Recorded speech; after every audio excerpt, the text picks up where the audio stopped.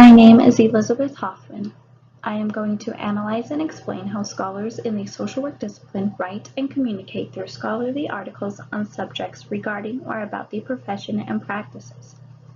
I am first going to discuss the layout of the articles and then go into more detail regarding what the social work discipline communicates through the research, the word choice of the articles, and the rhetorical strategies that the authors used.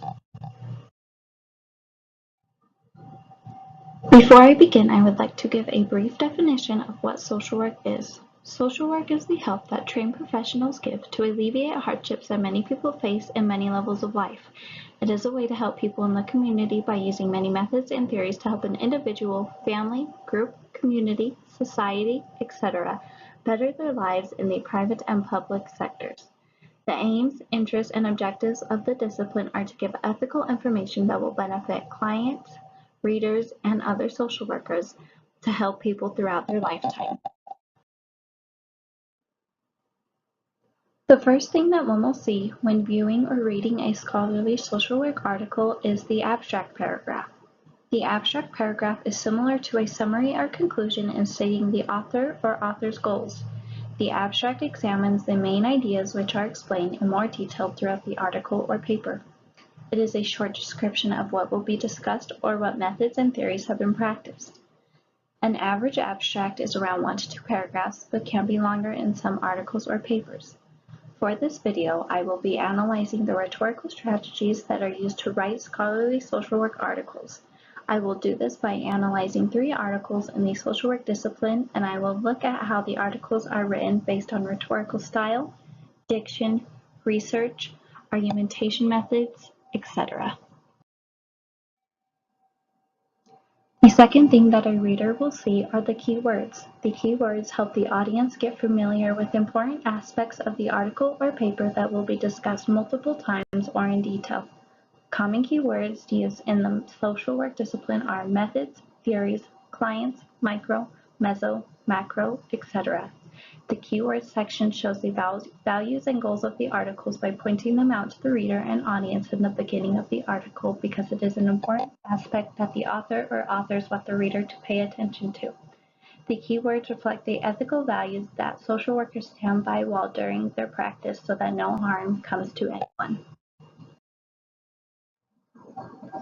The research aspect to the social work articles are very important. Social work articles show a lot of data and research in their content. Therefore, for an article and author or authors to be credible, they must have many sources and references to explain the information that they are presenting. Articles that have many references show the author's ethos by showing that they are using credible information. With many references, it also supports the author's logos and makes the whole article logical. The research is important to the values, interests, and goals of the social work discipline because it shows information, methods, and theories that are impacting people. The research is ethical in the way that it is focusing on how to improve and help clients and potential clients. The argumentation style of social work articles is very persuasive in the fact that both sides of the argument are explored.